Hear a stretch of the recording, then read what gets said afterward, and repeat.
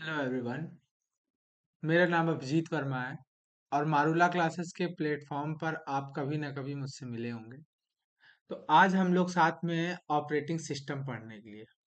Operating system CUET PG exam में आ रहा है और बच्चे बहुत ज़्यादा दिक्कत मतलब समस्या में है ऑपरेटिंग सिस्टम के आने से। और क्या है कि ऑपरेटिंग सिस्टम मतलब गेट एग्जाम में आता है, नेट एग्जाम में बहुत बार आता है, बहुत अच्छे अच्छे लेवल के क्वेश्चन आते हैं।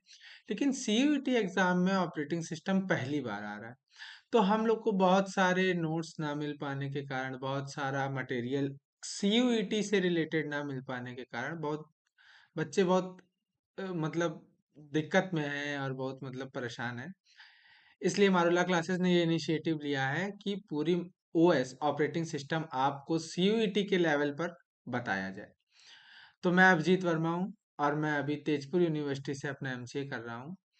तो मैं बस इस सीरीज में आपको सीयूईटी पीजी के लिए ऑपरेटिंग सिस्टम तैयार कराने के लिए आया हूँ। तो शुरू करते हैं। जैसे कि हम लोग सीयूईटी पीजी में पिछली बार देखा हम लोगों ने कि ऑपरेटिंग सिस्टम से बहुत ज़्यादा थ्योरेटिकल क्वेश्चंस नहीं आते हैं। जो न्यूमेरिकल क्वेश्चन होते हैं, मतलब जो क्वेश्चन में न्यूमेरिकल अप्रोच होती है, सिर्फ वही क्वेश्चन आते हैं। एक दो क्वेश्चन आए होंगे पिछली बार इससे जिसमें थ्योरी हो, लेकिन ज्यादातर क्वेश्चंस हमारे न्यूमेरिकल बेस्ड ही होते हैं। तो हम लोग आज फर्स्ट क्लास है जैसे कि ऑपरेटिंग सिस्टम की, उसमें सिर्फ और सिर्फ इंट्रोडक्शन पढ़ेंगे ऑपरेटिंग सिस्टम का। और इंट्रोडक्शन के साथ ऑपरेटिंग सिस्टम के क्या काम होते हैं, इसके क्या टाइप्स होते हैं, ज़्यादा बहुत ज़्यादा अंदर ना जाते हुए बस ऊपर ऊपर एक बार समझ लेंगे कि अगर कोई वैसा टर्म आता है तो आप उससे लैग ना करें, आपको वो बात समझ में आ जाए। तो चलिए, बिना आपका टाइम बर्बाद करते हम लोग 10-15 क्लासेस हम लोग को ज़्यादा से ज़्यादा लगेंगी पूरा ऑपरेटिंग सिस्टम ख़त्म करने में। और ये रिकॉर्डेड लेक्चर है और बीच बीच में हम लोग एक ऐसा सेशन भी लेंगे जिससे आपके डाउट्स क्लियर हो सके। तो शुरू करते हैं पहली क्लास को, इंट्रोडक्शन ऑफ ऑपरेटिंग सिस्टम।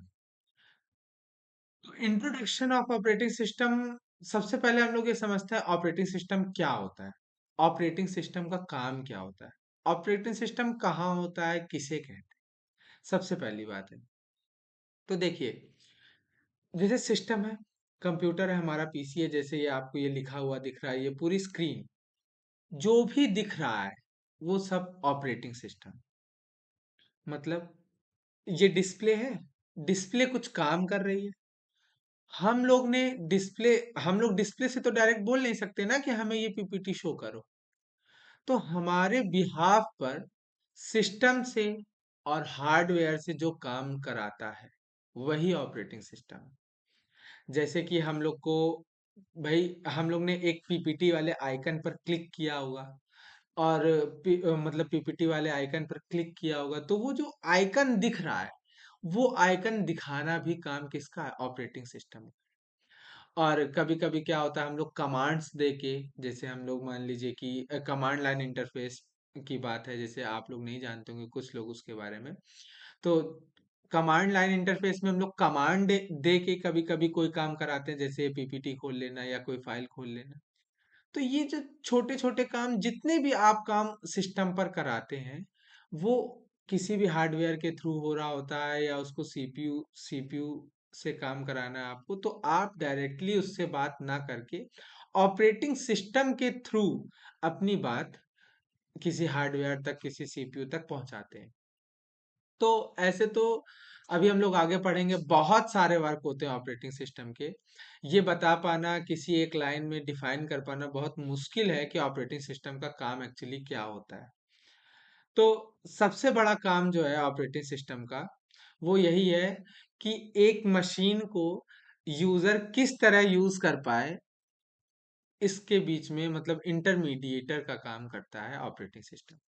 तो जो मोस्ट कॉमन लाइन है ऑपरेटिंग सिस्टम को डिफाइन करने की, वो ये है कि operating system is a program that act as an intermediary between a user of a computer and the computer hardware. जो मैंने पहले बोला कि हम लोग हार्डवेयर से डायरेक्टली कोई काम नहीं करा सकते हैं, तो हमारे बिहाफ पर ऑपरेटिंग सिस्टम हार्डवेयर से काम कराता है। और ये एक सॉफ्टवेयर होता है। Operating system is a software जो हमारे कंप्यूटर में पहले से ही पड़ा होता है। और हमारे ऑपरेटिंग सिस्टम के कुछ मेन गोल्स होते हैं। मैं पूरी एक-एक बात आपको बताने की कोशिश करता हूँ कि ऑपरेटिंग सिस्टम के गोल्स क्या होते हैं, ऑपरेटिंग सिस्टम होना होना कैसे चाहिए। सबसे पहली चीज़ है, ऑपरेटिंग सिस्टम आपका यूज़र फ्रेंडली होना चाहिए। मतलब आपको कंप्यूटर से कोई काम कराना है, आपको जैसे कि अभी विंडोज़ है, कोई भी हमारा ऑपरेटिंग सिस्टम लिनक्स है, मैक ओएस है, तो विंडोज़ में आपको पीपीटी का साइन एकदम ऊपर ही दिख रहा है, पावर पॉइंट का साइन एकदम ऊपर दिख रहा है, गूगल का साइन एकदम ऊपर दिख रहा है। आपने बस क्या किया, जस्ट क्लिक किया और आपका क्या क्रोम खुल गया। तो ये आपका ऑपरेटिंग सिस्टम की कन्वीनियंस आपको कितना दे रहा है कि आपको कोई भी ऐप खोलने के लिए जस्ट एक क्लिक करना है। कोई बहुत बड़ा प्रोग्राम नहीं लिखना है, कोई बहुत बड़ी आपको उसके लिए कमांड नहीं देनी है। बस आपको एक क्लिक करना है और आपका जो प्रोग्राम है रन हो जाएगा। मतलब आपका क्रोम खुल जाएगा या आप जो भी मतलब काम कराना चाहते हैं, आप स्पीकर चलाना चाहते हैं, चल जाएगा। तो जो ऑपरेटिंग सिस्टम का सबसे बड़ा गोल होता है, वो एक मशीन को यूजर फ्रेंडली बनाना होता है। तो execute users program and make solving user problem. User की जो प्रॉब्लम है उसको सॉल्व करता है ऑपरेटिंग सिस्टम। और make computer system convenient to use. मतलब अगर ऑपरेटिंग सिस्टम नहीं होगा तो आप कंप्यूटर को यूज भी नहीं कर पाएंगे। तो सबसे पहली बात हम लोग क्या सीखे कि ऑपरेटिंग सिस्टम एक सॉफ्टवेयर है जो कि हमारे सिस्टम पर पड़ा होता है।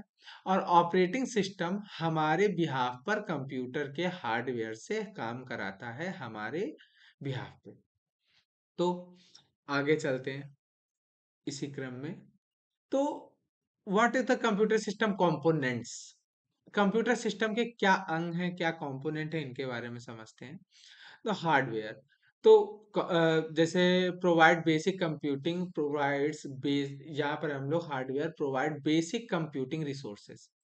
जैसे सीपीयू है, मेमोरी है, आईओ डिवाइसेस है। इट मींस जैसे जैसे कि मैंने बोला ना आपसे कि जैसे ये हमारा क्या है, जैसे हमारे जहाँ पर आपको ये स्क्रीन दिख रही होगी, ये हमारा screen is a hardware device, output device. तो हमारे प्रोग्राम को, जो प्रोग्राम हमने क्या फाइल ओपन किया, मान लीजिए हमने पावर पॉइंट ओपन किया, तो हमारे पावर पॉइंट अब कहीं दिखना पड़ेगा पावर पॉइंट को। तो हमारा प्रोग्राम था कि कोई आउटपुट लेना, तो वो आउटपुट लेने के लिए जो हमें आउटपुट डिवाइस चाहिए, हमारे प्रोग्राम को जो आउटपुट डिवाइस चाहिए, वो कौन प्रोवाइड करेगा। वो कौन प्रोवाइड करेगा, वो हमारा ऑपरेटिंग सिस्टम प्रोवाइड करेगा कि ये लो, तुम ये एलईडी लो और इस पर अपना पीपीटी शो कर सकते हो। तो operating system provide us hardware, और operating system control and coordinate the use of the hardware. तो अभी हम लोग आगे पढ़ेंगे इन सब चीजों को, बहुत ज्यादा डीप पढ़ेंगे कि ये किस तरह से हार्डवेयर को कंट्रोल करता है हमारे काम करने के लिए। मतलब कि एक बार में कई सारी चीजें हमारे सिस्टम पर एक बार में कई सारी चीजें चल रही होती हैं। तो कौन सा हार्डवेयर किस प्रोग्राम को सर्विस करेगा सबसे पहले, और किस तरह से कितने टाइम के लिए सर्विस करेगा, ये सारा लेखा जोखा भी हमारा ऑपरेटिंग सिस्टम ही रखता है। तीसरी बात पर आएंगे कि यूजर्स कौन होते हैं। यूजर्स कौन होते हैं, हम लोग होते हैं। तो अब हम लोग जहाँ भी यूजर्स की बात करेंगे वो हम लोग मशीन या अदर कंप्यूटर, एक कंप्यूटर भी दूसरे कंप्यूटर का यूज कर सकता है। This is also user. A fundamental responsibility of an operating system is to allocate these resources। तो जो सबसे ज्यादा फंडामेंटल प्रॉपर्टी किसी ऑपरेटिंग सिस्टम की, वो ये है कि किस रिसोर्स को, रिसोर्स एलोकेट, हमारे प्रोग्राम एक बार में हमारे सिस्टम में 10 से ज्यादा, 10 20 50 जितने भी प्रोग्राम चल रहे हैं, उन सभी को रिसोर्स एलोकेट करना। क्यों? क्योंकि हमारे पीसी में, हमारे सिस्टम में रिसोर्स क्या होते हैं, बहुत ज्यादा लिमिटेड होते हैं। अब एक ही स्क्रीन है, उसी स्क्रीन में हम पीपीटी भी देख रहे हैं, उसी स्क्रीन में एक तरफ मूवी भी चलाना है हमें, और उसी स्क्रीन में हमें फोटो भी देखनी, इमेज भी चलानी है। जैसे कि अभी आप लोग देख रहे हैं कि एक ही स्क्रीन है, उसी में पीपीटी दिख रही है और उसी में हमारी बैकग्राउंड में वीडियो भी हमारी रिकॉर्ड हो रही है। तो ये सारे काम रिसोर्स एलोकेट कराना, किस प्रोग्राम को कितनी देर के लिए कौन सा रिसोर्स चाहिए, ये सबसे बड़ी रिस्पॉन्सिबिलिटी है हमारे ऑपरेटिंग सिस्टम की। तो एक ये इमेज आपके सामने कंप्यूटर ऑपरेटिंग सिस्टम की, what is the operating system, कि ऑपरेटिंग सिस्टम एक्चुअली एग्जिस्ट कहाँ करता है। यूजर क्या करता है, यूजर हम और आप क्या करते हैं, एप्लीकेशन प्रोग्राम चलाते हैं। हम लोग क्या करते हैं, कोई रिक्वेस्ट करते हैं, जैसे हम लोग ने क्रोम पे क्लिक कर दिया, हम लोग ने पावर पॉइंट पर क्लिक कर दिया, हम लोग ने किसी चीज पर क्लिक कर दिया, तो क्या हुआ, फिर वो रिक्वेस्ट जाती है ऑपरेटिंग सिस्टम के पास। मतलब हमारी रिक्वेस्ट डायरेक्ट उसको स्पीकर को नहीं जाती कि ये लो गाना चला दो। हमारी रिक्वेस्ट किसके पास जाएगी, ऑपरेटिंग सिस्टम के पास जाएगी। और ऑपरेटिंग सिस्टम हमारे बिहाफ पर वो काम किससे कराएगा, आईओ डिवाइसेस से कराएगा, सीपीयू से कराएगा और मेमोरी से कराएगा। मेमोरी से किस तरह कराएगा, वो भी अभी हम लोग जानते हैं। This is the abstract view of components of computer system. तो कंप्यूटर में या हमारे इस सिस्टम में सबसे ज्यादा जो बात है वो ये है abstract view. What is the meaning of abstract view, it means जो कंप्यूटर है वो पीछे से बैकग्राउंड में बहुत ज्यादा अगली है। मतलब अगर हम लोग सिस्टम को बिना ऑपरेटिंग सिस्टम के देखेंगे, जैसे हम लोग को यहाँ पर अभी हमारे उस पे हमारे वॉलपेपर पे अच्छी अच्छी फोटोज लगी होती हैं, ग्राफिकल इंटरफेस बहुत अच्छा दिख रहा है, यहाँ नीचे टास्क बार आ रहा है और किनारे वो सारे आइकन्स आ रहे हैं, तो ये बहुत अच्छा लग रहा है देखने में। अगर लेकिन हम लोग अपने सिस्टम को बिना ऑपरेटिंग सिस्टम के देखें, तो बिल्कुल हम लोग को एक काली काली स्क्रीन दिखेगी, कुछ भी नहीं दिखेगा हम लोग। और हम लोग को एक बड़ी-बड़ी कमांड्स लिखनी पड़ सकती हैं, हम लोग को 01 टाइप करना पड़ सकता है, या एक छोटा-सा काम कराने के लिए हम लोग को बहुत सारा टाइप करना पड़ सकता है। तो what is the abstract view, हमारे उस अगली इंटरफेस को छुपाना है काम ऑपरेटिंग सिस्टम। हमारे कंप्यूटर के अगली इंटरफेस मतलब जो पीछे ब्लैक स्क्रीन, उसको छुपाना है काम किसका, ऑपरेटिंग सिस्टम। तो ऑपरेटिंग सिस्टम अब्स्ट्रैक्ट कर लेता है उन, मतलब अब्स्ट्रैक्ट कर देता है उन चीजों को जो देखने में अच्छी नहीं है, इजी टू यूज नहीं है।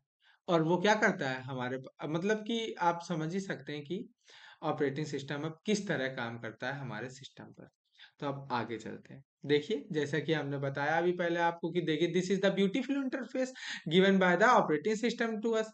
तो देखिए ये एक ब्यूटीफुल इंटरफेस आपको दिख रहा है, जैसे आपको सिस्टम पर दिखता है कि एक अच्छी अच्छी मतलब चीजें दिखती हैं, मतलब सारी चीज अपनी जगह पर व्यवस्थित दिखती है, बट एक्चुअली बैकग्राउंड में वो काम कैसे कर रहा होता है, ऐसा कुछ ऐसा दिख रहा होता है, हार्डवेयर हमारे ऐसे दिख रहे होते हैं, मतलब अगली थोड़ा सा फनी इमेज बनाने की कोशिश की गई है। तो one of the major task of the operating system is to hide the hardware and ugly interface and present program with nice clean and elegant consistent.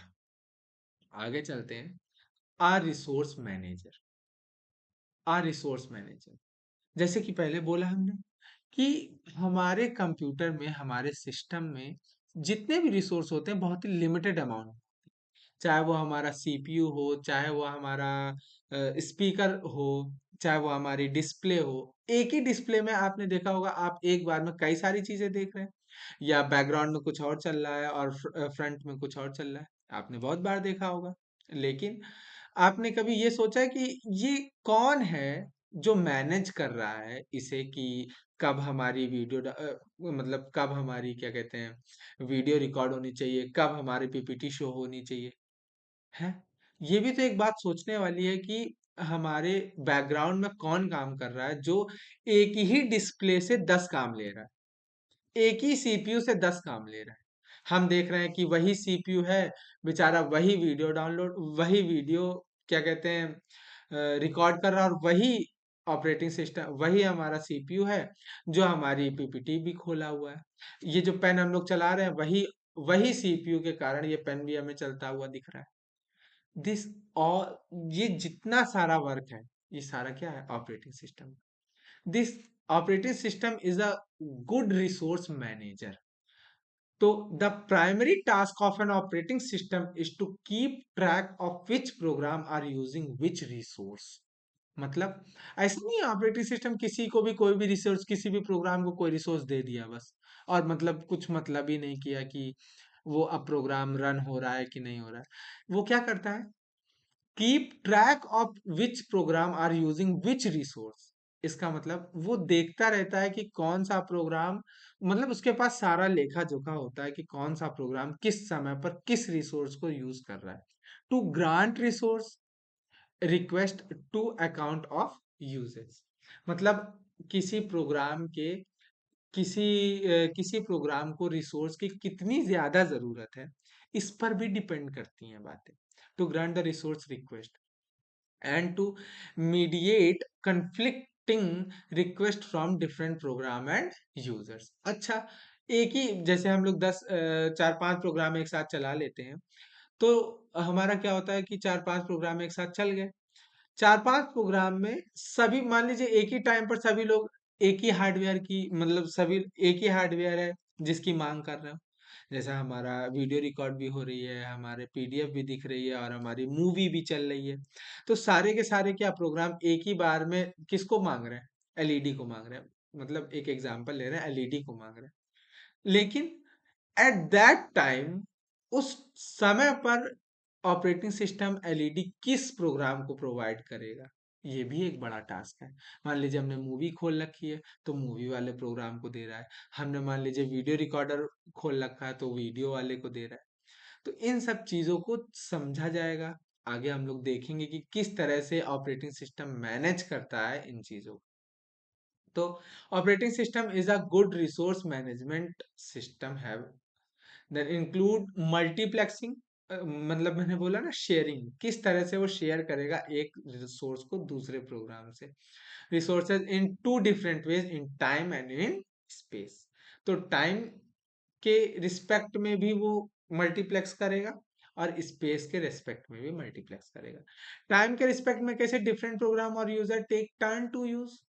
It means वो टर्न देगा कि आप 5 मिनट यूज करेंगे, 5 minute आप use करेंगे, 5 minute आप use करेंगे। For example, with only one CPU, if you have only one CPU and multiple programs that want to run on it, the operating system first allocate the CPU to one program, then after it has run along enough।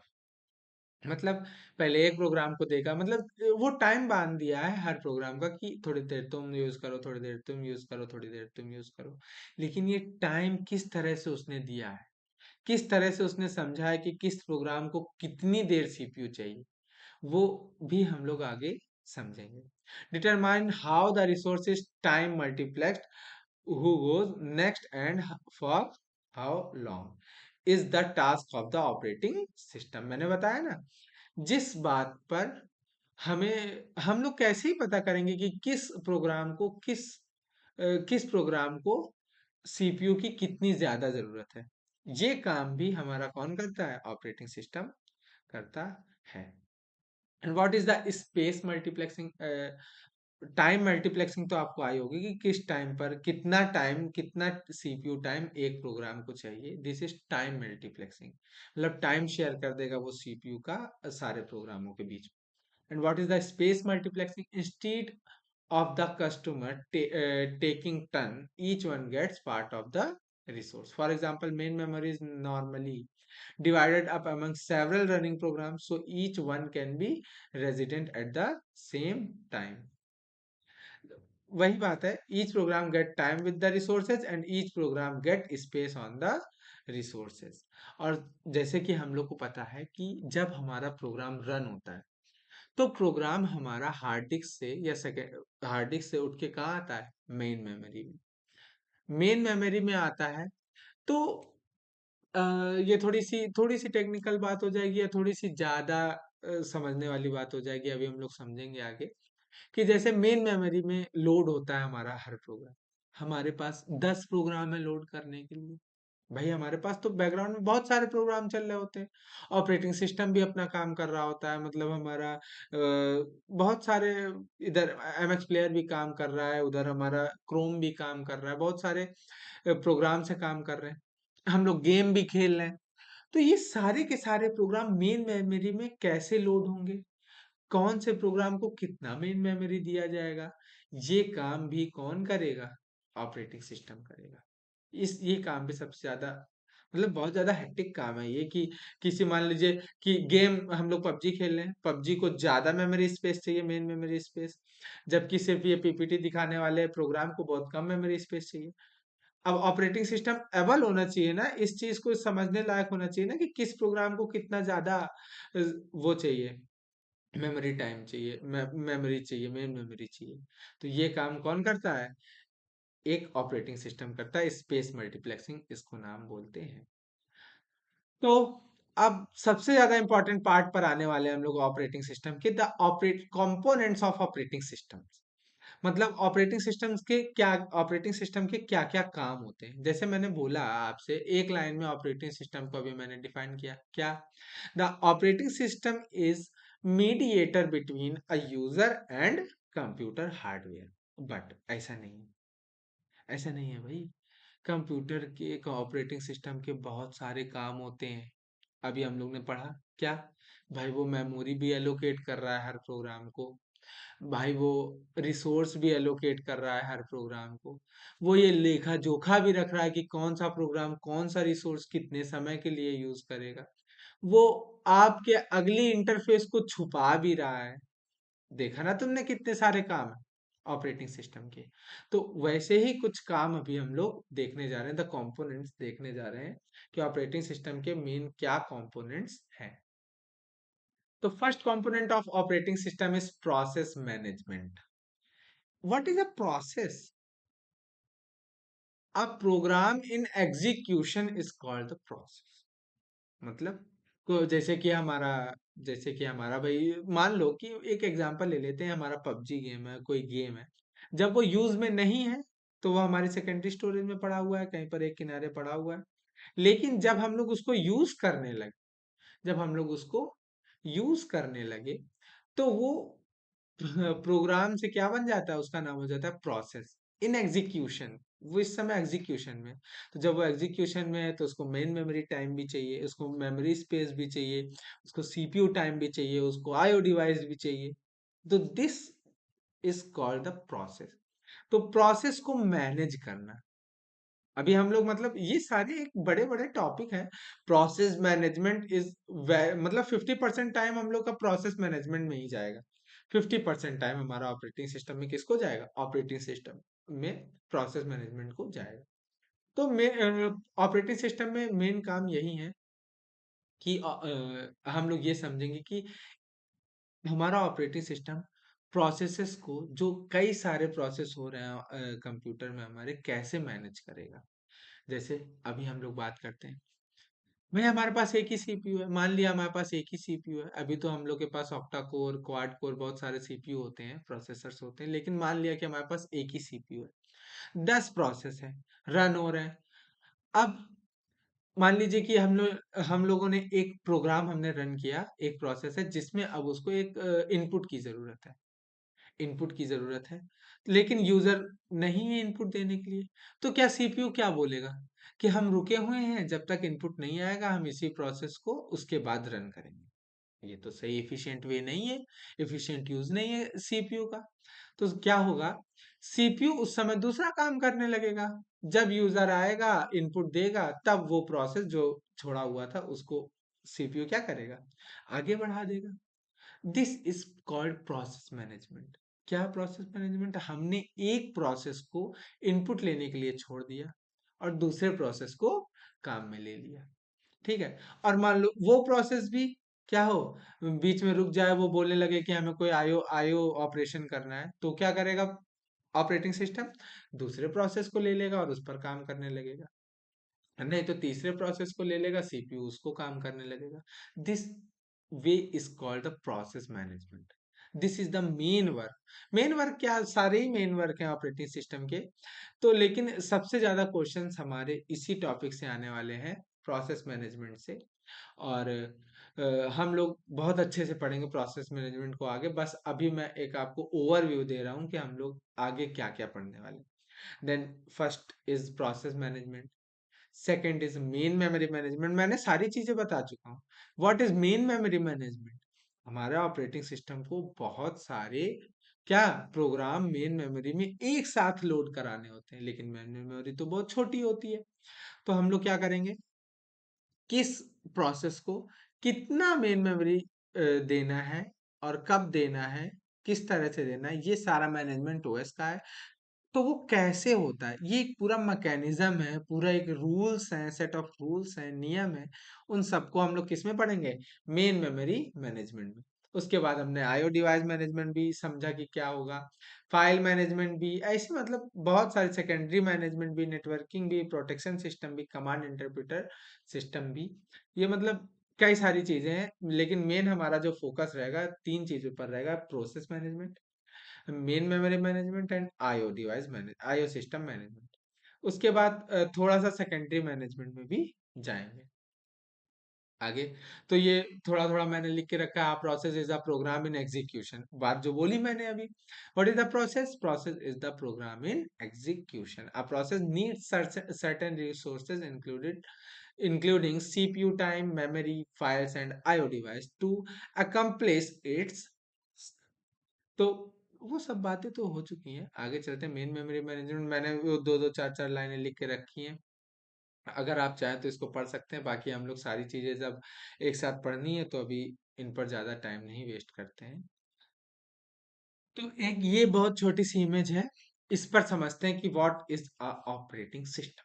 इस image को समझने से आपको थोड़ा सा अच्छे से और समझ में आएगा, मतलब और कुछ नहीं ये दिखाता है।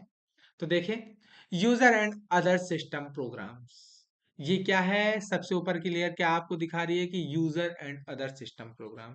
यहाँ पर प्रोग्राम है, यहाँ पर यूजर बैठा हुआ है, सबसे बाहर यूजर है। क्या कर रहा है उसने, उसने क्या, उसको दिख क्या रहा है यार, सबसे पहले देखो उसको दिख क्या रहा है। उसको दिख रहा है GUI, ग्राफिकल यूजर इंटरफेस।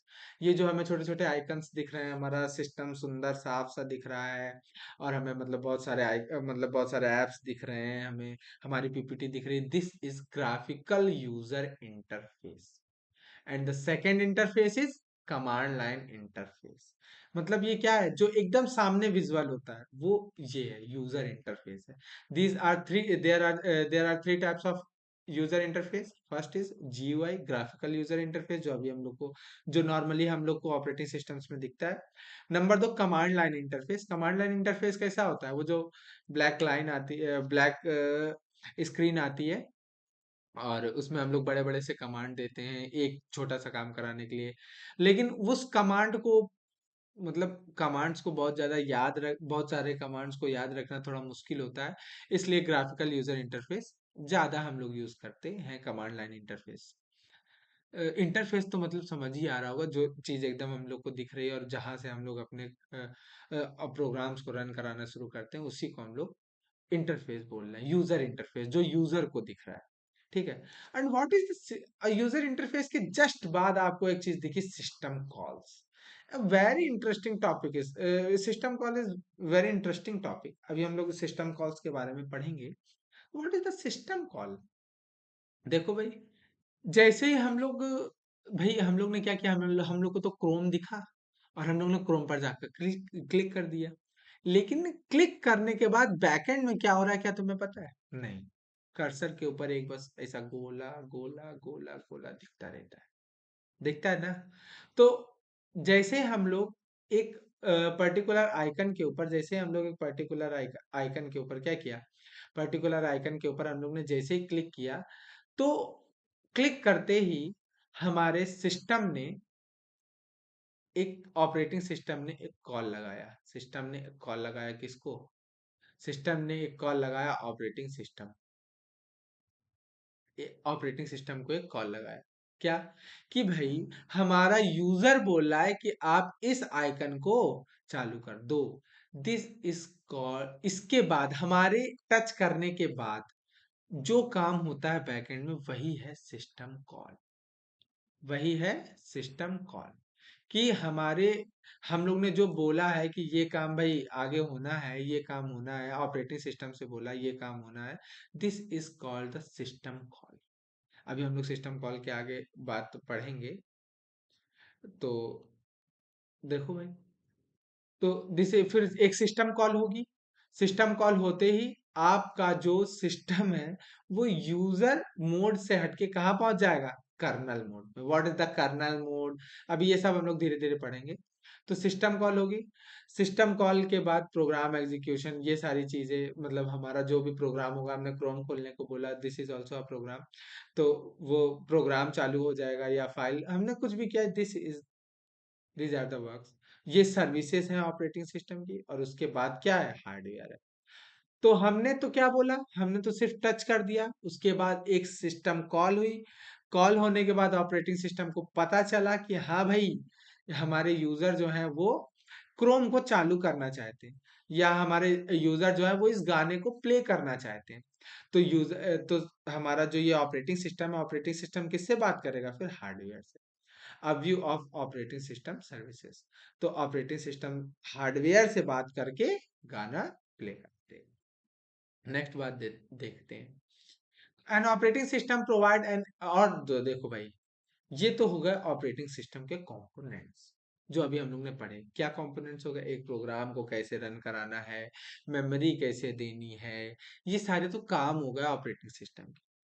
अब ऑपरेटिंग सिस्टम कुछ सर्विसेज भी देता है। क्या सर्विसेज देता है हमारे प्रोग्राम्स को, मतलब एक प्रोग्राम को रन होने के लिए जितनी भी चीजों को जरूरत होती है, वो सारा प्रोवाइड कौन कराता है, ऑपरेटिंग सिस्टम।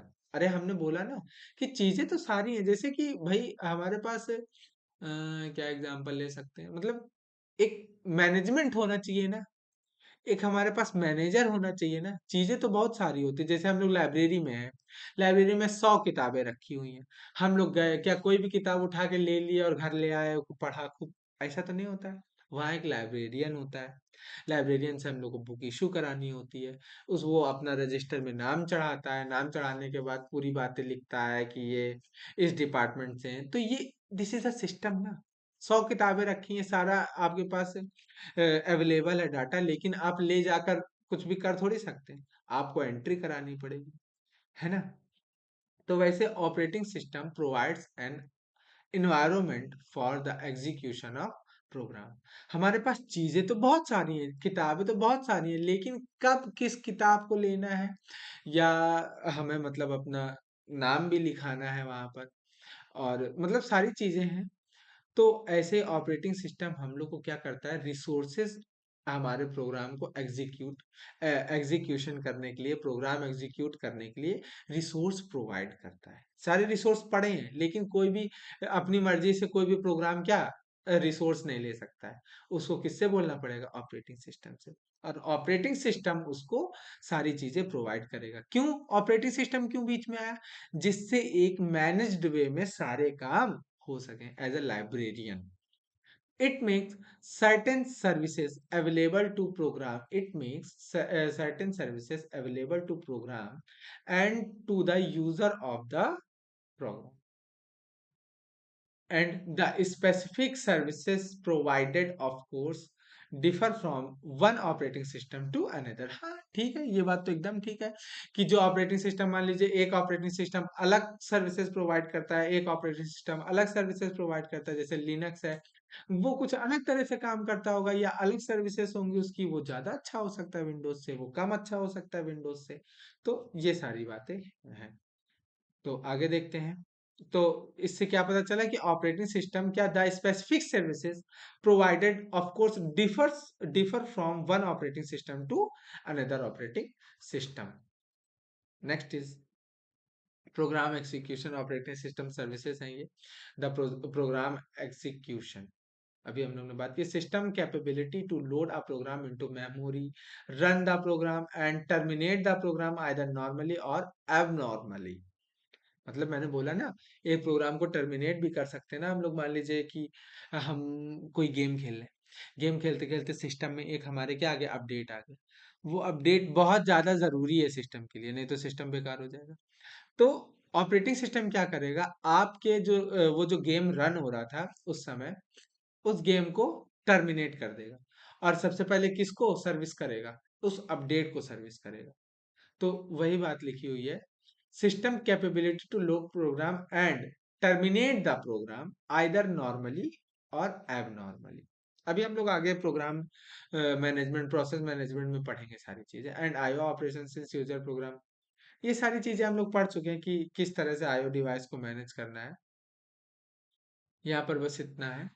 और additional operations, efficient system operation, additional operating system function exist not for helping the user, क्या और भी सर्विसेज है लेकिन जो यूजर के लिए नहीं है। ऑपरेशन जैसे देखिए, यूजर के लिए तो क्या है भाई, यूजर तो बस क्या ही देख रहा है, क्या देख रहा है, ये आइकन्स देख रहा है, ये पीपीटी देख रहा है, यूजर का तो बस इतना ही देखने का काम है। लेकिन बैकएंड में ऑपरेटिंग सिस्टम बहुत सारे काम कर रहा है भाई, बहुत सारे काम कर रहा है। अगर ऑपरेटिंग सिस्टम ढंग से रिसोर्स एलोकेट नहीं करेगा, मान लो क्या है भाई, मान लो कि इस पीपीटी देखने वाले प्रोग्राम को, मतलब पावर पॉइंट को, बस थोड़ा सा सीपीयू टाइम चाहिए, थोड़ा से टाइम से ही वो मतलब क्या करेगा, अपना काम कर लेगा। लेकिन एक बैकग्राउंड में बहुत वीडियो रिकॉर्ड हो रहा है, वीडियो रिकॉर्ड करना तो भाई थोड़ा सा टफ काम है।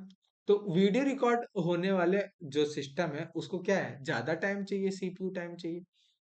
लेकिन हमारा ऑपरेटिंग सिस्टम इस तरह से हमने डिजाइन किया है कि वो हर प्रोग्राम को सेम अमाउंट दे रहा है। ठीक, ये हम लोग को तो नहीं, यूजर को तो नहीं दिख रहा है कि हमारा ऑपरेटिंग सिस्टम सीपीयू टाइम किसको कितना दे रहा है। लेकिन हम लोग का अगर ऑपरेटिंग सिस्टम ये काम सही से नहीं करेगा, भाई जिसको ज्यादा सीपीयू टाइम चाहिए उसको ज्यादा दो, जिसको कम चाहिए उसको कम दो, है ना। अगर ये काम अच्छे से ऑपरेटिंग सिस्टम नहीं करेगा तो हमारा जो यूज होगा सीपीयू का, बहुत ज्यादा एफिशिएंट यूज नहीं होगा। तो these services are not for the user but rather for ensuring efficient system operation। जैसे रिसोर्स एलोकेशन, वही बात, सीपीयू एलोकेट करना है तो रिसोर्स एलोकेशन ना, अकाउंटिंग मतलब अकाउंटिंग रखना भी ना, कि हमने अभी माउस माउस वाला हार्डवेयर जो है वो किसी प्रोग्राम को दे रखा है, keep track of and record which user are use how much and what kind of computer resource. आगे चलते हैं। यूजर ऑपरेटिंग सिस्टम इंटरफेस, हाँ जैसा कि मैं हम लोग ने बात कर चुके हैं कि दो तरह के इंटरफेस हो रहे हैं, कमांड लाइन इंटरफेस और graphical user interface. Command line interface क्या होता है, आप कहें तो मैं अभी आपको दिखा सकता हूँ, लेकिन थोड़ा बाद में दिखाता हूँ। हाँ, आपने देखा होगा एक ब्लैक ब्लैक स्क्रीन आती है, उसमें हम लोग को कमांड्स डालनी होती है। This is the command line interface.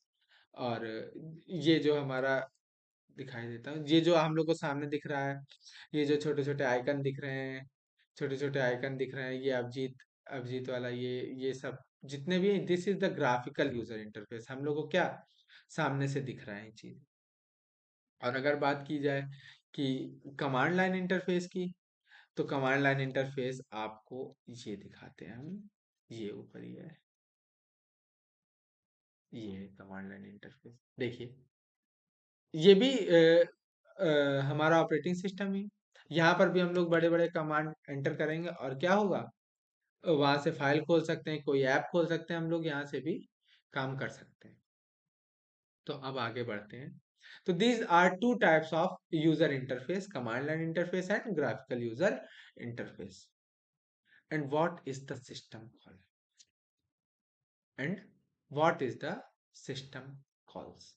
System calls, अभी जैसा कि हम लोग ने पढ़ा था कि हम लोग तो बस क्या करा, हम लोग ने तो बस एक क्लिक कर दिया, क्रोम पर क्लिक कर दिया, लेकिन उस क्रोम पर क्लिक होने के बाद क्या हुआ एक्चुअली वो हमें नहीं पता चला।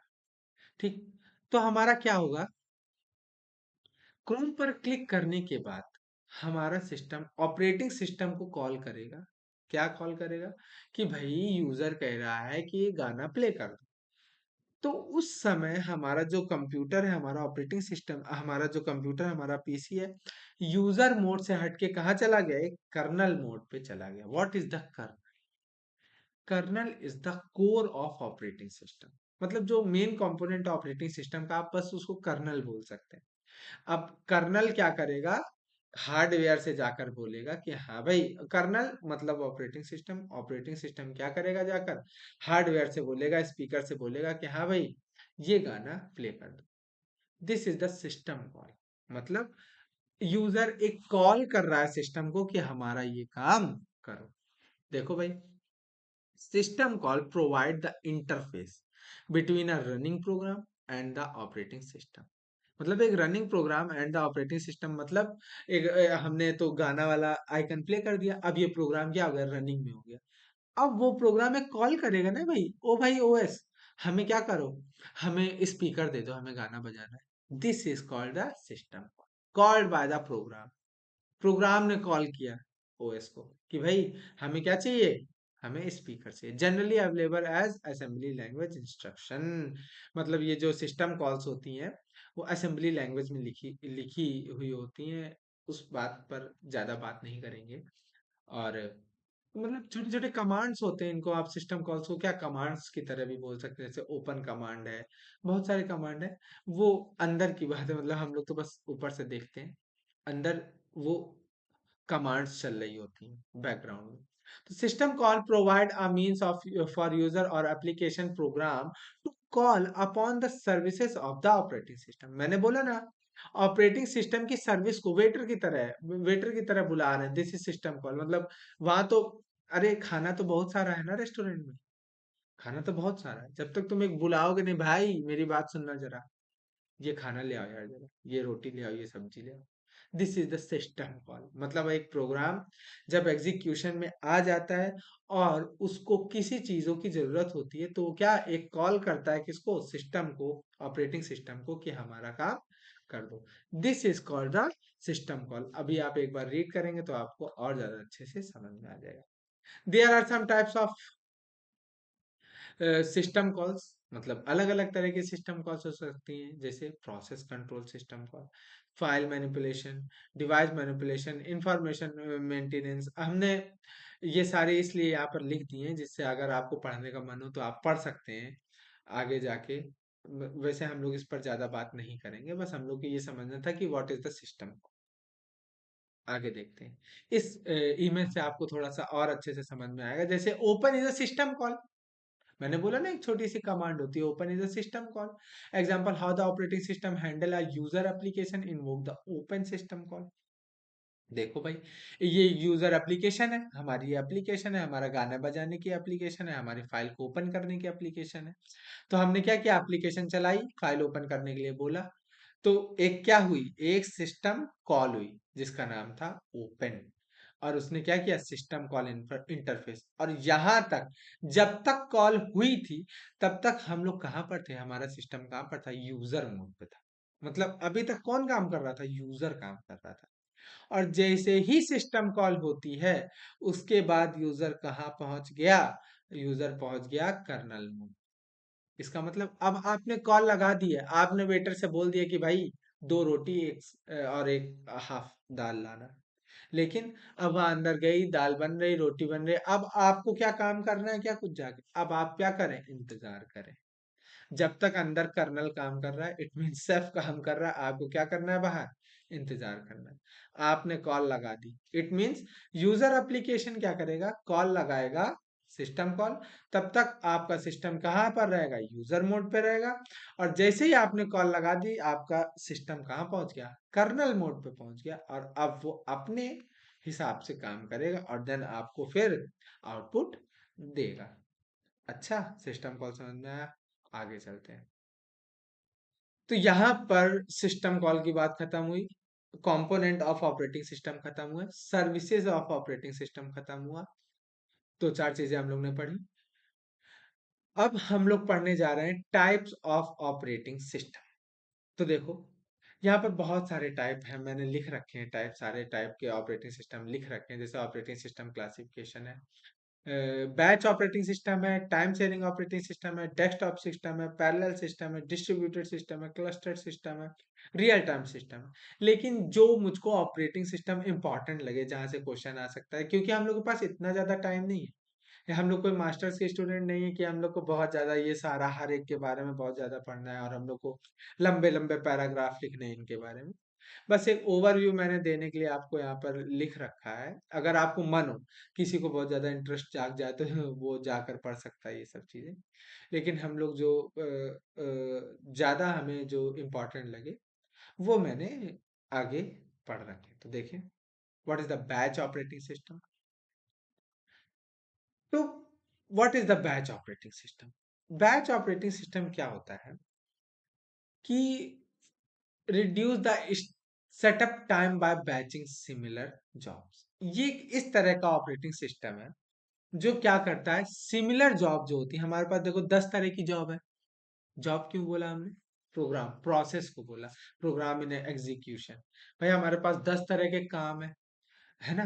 10 तरह के काम है जिसमें से 5 को माउस ही चाहिए, 5 को एलईडी ही चाहिए। तो हमने क्या किया, उन 10 तरह के प्रोग्राम्स को, उन 10 तरह की जॉब्स को कुछ पार्ट्स में डिवाइड कर लिया। क्या कर लिया? कुछ पार्ट्स में डिवाइड कर लिया। अब जैसे सिस्टम है, हमारा ऑपरेटिंग सिस्टम है, पहले किसी को सर्विस किया जिसको एलईडी चाहिए, दूसरा बंदा वो आ गया जिसको माउस चाहिए, तीसरा बंदा वो आ गया जिसको स्पीकर चाहिए। तो उसमें काम करना थोड़ा सा डिफिकल्ट होता है कि भाई पहले उसने इधर सिस्टम कॉल लगाया, फिर उधर कॉल लगाया, ऑपरेटिंग ऑपरेटिंग सिस्टम ने इधर कॉल लगाया।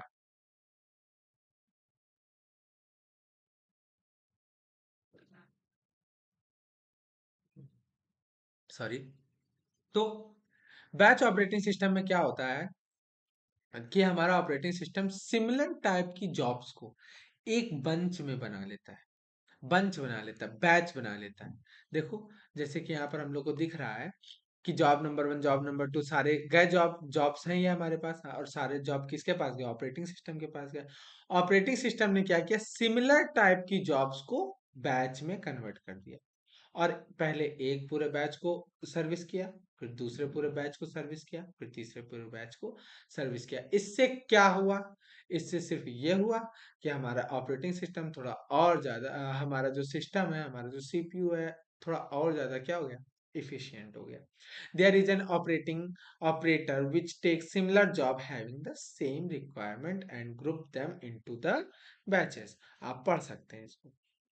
बैच ऑपरेटिंग सिस्टम, ये तो थोड़ी उसकी वो है क्या, इसकी अच्छी बातें, पैरेलल सिस्टम और डिस्ट्रीब्यूटेड सिस्टम, ये सारे सिस्टम मैंने लिख रखे हैं, आप पढ़ सकते हैं यहाँ से। कुछ ज़्यादा इसमें हम नहीं बताना चाहेंगे क्योंकि इसमें से ज़्यादा आने का कुछ वो नहीं लग रहा है, लेकिन मैंने लिख दिए हैं। आप जब रिवाइज करें तो एक बार इसको जरूर पढ़ लें। सिर्फ ये थ्योरी है वो, लेकिन जो इम्पोर्टेंट था बैच ऑपरेटिंग सिस्टम और what is the real time operating system, ये भी हम बता देते हैं आपको, क्योंकि पिछली बार शायद मेरे ख्याल से एक क्वेश्चन आया था रियल टाइम ऑपरेटिंग सिस्टम से। और 10, used as a control device in dedicated applications such as controlling efficient experiment, medical imaging system, industrial control system and some display system। देखो, अब हमारे पास बहुत सारे तरह के कंप्यूटर्स होते हैं। कुछ कंप्यूटर जैसे हमारा एयरक्राफ्ट है, एयरक्राफ्ट में भी एक कंप्यूटर सिस्टम लगा हुआ है। हमारे जो हमारा सामने पीसी रखा हुआ है उसमें भी कोई कंप्यूटर सिस्टम होगा। तो सारे ऑपरेटिंग सिस्टम अलग अलग तरह के हैं। What is the real time operating system? Real time operating system इस तरह का ऑपरेटिंग सिस्टम है जहां पर टाइम का बहुत ज्यादा समस्या है। क्या समस्या है? कि अगर दिए गए टाइम में दिया गया काम नहीं हुआ तो उस काम को करने का कोई फायदा नहीं। जैसे हमने एयरक्राफ्ट में हम लोग ने बटन दबाया रॉकेट लॉन्च होने का। भाई रॉकेट लॉन्च होना है। अब रॉकेट लॉन्च उसके बीच में हमारा क्या हो गया, सिस्टम कंप्यूटर लैग हो गया। कहाँ पर? जो हमारा एयरक्राफ्ट में जो कंप्यूटर है, जो सिस्टम है, वो लैग हो गया। तो क्या, जो बॉम्ब गिरना चाहिए था, किसी देश का नाम नहीं, कहीं पर गिरना चाहिए था, वो कहाँ जाके 1500 किलोमीटर दूर गिर जाएगा जा। वहां पर लैग होना अच्छी बात है क्या? नहीं। तो टाइम की डिपेंड वहां पर टाइम की मतलब टाइम के बारे में बहुत सोचना पड़ेगा कि दिया गया काम दिए गए एकदम टाइम पर होना चाहिए, नहीं तो उसको करने का कोई मतलब नहीं। और वो करने का कोई मतलब क्या, लग रहा है कि वो मतलब कुछ ज्यादा डिसएडवांटेज ही हो जाएगा। काम कर दिया अगर दिए गए मतलब टाइम से आगे चलेगा तो मतलब दिक्कत और पैदा कर देगा। काम हल तो होगा नहीं, दिक्कत और पैदा कर देगा। तो there are two types of real time operating system. तो रियल टाइम ऑपरेटिंग सिस्टम क्या है? ऐसे ऑपरेटिंग सिस्टम जो टाइम पर दिए गए काम को करते हैं। अगर टाइम पर दिए गए काम को ना करें तो हम जैसे ये हमारा सिस्टम है, इसमें हम लोग थोड़ा सा लैग भी कर जाए तो कोई दिक्कत नहीं है। हम लोग को कौन सा मतलब है, अभी 1 सेकंड के अंदर नहीं हुआ तो हम लोग को मतलब दिक्कत हो जाएगी, 1 सेकंड बाद मूवी चल जाएगी। लेकिन जो वहाँ एयरक्राफ्ट में सिस्टम लगा हुआ है, वो अलग तरह का ऑपरेटिंग सिस्टम है। उसमें क्या है, आपको टाइम पर ही काम करना है, और अगर लैग हो तो काम मत हो, मतलब आप देख सकते हैं उससे। तो there are two types of operating system, real time operating system. One is hard real time and another is soft real time operating system. अगर हम लोग जैसे कि सेकेंडरी स्टोरेज लिमिटेड और absent data stored in short term memory conflict with a time sharing system not supported by general purpose operating system। General purpose operating system से ये support नहीं करता है सेकेंडरी स्टोरेज लिमिटेड और absent. Secondary storage इसमें नहीं होती क्योंकि जो काम है तुरंत करना है ना। Data stored in short term memory, बहुत शॉर्ट टर्म के लिए डाटा स्टोर किया जाता है हार्ड रियल टाइम में। And what is hard real time operating system, जैसे देखो एयरक्राफ्ट वाली बात सुनते हैं, या तो हम बात सुनते हैं किसी मेडिकल मशीनरी की। तो हमारी कोई मान लीजिए कि आईसीयू है, उसमें सांस लेने वाला है, और मान लीजिए हमारा कोई सीरियस पेशेंट आईसीयू में लेटा हुआ है। 1 सेकंड के लिए, 1 मिनट के लिए, 10 सेकंड के लिए भी अगर हमारा सिस्टम वहां पर लैग होता है तो क्या हो जाएगा, पर्सन लैग हो जाएगा। मतलब ये मजाक का विषय नहीं है, लेकिन फिर भी हम लोग उस ऑपरेटिंग सिस्टम को कितना ज्यादा इफिशिएंट होना पड़ेगा, कितना ज्यादा अपने काम के लिए डेडिकेटेड होना पड़ेगा। This is called hard real time. मतलब टाइम तो चाहिए एकदम, लेकिन उसी टाइम पर चाहिए। हार्ड रियल टाइम क्या है, उसी टाइम पर चाहिए, नहीं होगा तो गड़बड़। And what is the soft real time, limited utility in industrial control और of robotics, useful in application multimedia virtual reality. मतलब जैसे अब हम लोग जैसे कि गेम खेल रहे हैं, हम लोग, तो गेम खेलते समय अगर उसी टाइम पर नहीं हुआ, एक आध सेकंड लैग हो गया, तब भी वो काम तो करेगा ना, उतना नहीं लेकिन काम तो करेगा ना। This is soft real time, मतलब टाइम का बाउंडेशन है, बट उतना भी नहीं कि मतलब टाइम निकल जाने पर हमारा पूरा काम ही बिगड़ जाएगा। थोड़ा सा बिगड़ेगा लेकिन काम होगा। लेकिन हार्ड रियल टाइम में अगर काम बिगड़ा तो पूरा बिगड़ ही जाएगा। This is to types of operating system, real time operating system, hard real time and soft real time. Limited utility, इसमें क्या है, थोड़े टाइम के लिए आप थोड़ा सा मतलब इधर उधर हो सकता है, लेकिन इधर क्या है, लिमिटेड स्टोरेज और अपसेंट, सेकेंडरी स्टोरेज का कोई काम ही नहीं। जो काम है मेन मेमोरी में तुरंत करना है। Conflict with time sharing system, आपको एक बार जरूर दोबारा से पढ़ना पड़ेगा, तभी आपको आएगा। तो यहाँ पर हमारी होती है स्लाइड खत्म। तो आज हम लोग ने ये सारी चीजें पढ़ी ऑपरेटिंग सिस्टम के बारे में। ये एक छोटा सा इंट्रोडक्शन था ऑपरेटिंग सिस्टम का। जो नेक्स्ट हमारा जो क्लास होगी वो होगी प्रोसेस मैनेजमेंट के ऊपर। जैसा कि हमने बताया, बहुत ज्यादा इंपॉर्टेंट टॉपिक है प्रोसेस मैनेजमेंट, और ये एक बहुत छोटा सा इंट्रोडक्शन था ऑपरेटिंग सिस्टम का। मुझे आशा है कि आप सभी लोगों को समझ में आया होगा कि ऑपरेटिंग सिस्टम क्या होता है, ऑपरेटिंग सिस्टम के काम क्या है, और ऑपरेटिंग सिस्टम कितनी तरह के होते हैं। कितनी तरह के तो मैंने नहीं बताया क्योंकि उसका पेपर एग्जाम से कोई बहुत ज़्यादा लेना देना नहीं है। और आज की क्लास में भी हम लोग एक ओवरव्यू लिया बस ऑपरेटिंग सिस्टम का। और अगली क्लासों में हम लोग थोड़े न्यूमेरिकल्स पर जाएंगे, थोड़े अच्छे अच्छे कॉन्सेप्ट पर जाएंगे। और आप लोग बिल्कुल भी परेशान ना हो, हम लोग धीरे धीरे करके 10-12 क्लासेस में ऑपरेटिंग सिस्टम को इतना अच्छे से पढ़ेंगे कि सीयूईटी एग्जाम में आप ऑपरेटिंग सिस्टम पूरा करके आ सकते हैं। तो चलते हैं, अगली क्लास में मिलेंगे। Bye bye.